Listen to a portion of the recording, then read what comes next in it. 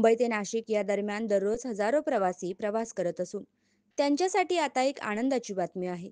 Mumbai local सेवा आता थेट नाशिक पर्यंत धावण्याची शक्यता निर्माण झाली आहे.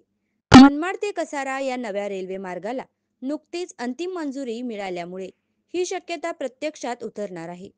या नव्या मार्गामुळे कसारा घाटाची अडचण दूर होणार असून या मार्गावर दोन मोठे बोगदे असणार आहेत. कमी चढ उतार आणि वाढलेल्या बोगद्यांचा डायमीटर यामुळे रेल्वे वाहतुकीचा वेग वाढणार आहे. परिणामी प्रवासाचा वेळ व इंधन यांची बचत होणार आहे. नवीन रेल्वे मार्गामुळे मुंबई आणि नाशिक ही दोन महत्त्वाची शहरे लोकल सेवेने थेट जोडली जाणार आहेत. या उपक्रमासाठी माजी खासदार हेमंत गोडसे यांनी तत्कालीन रेल्वे राज्यमंत्री रावसाहेब दानवे यांच्याकडे पाठपुरावा केला होता. त्यांच्या प्रयत्नांना आता यश आले आहे असे बोलले जात आहे. या मार्गावर काही नवीन स्थानकांची निर्मिती करण्यात येणार आहे.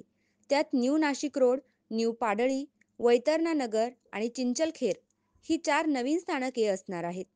विशेष म्हणजे नाशिक रोडवरून शहरात जाण्यासाठी न्यू नाशिक रोड हे स्थानक प्रवाशांसाठी उपयुक्त ठरणार आहे. वाढते प्रवासी आणि मालवाहतूक लक्षात घेता हा नवीन रेल्वे मार्ग अत्यंत महत्त्वाचा मानला जात आहे.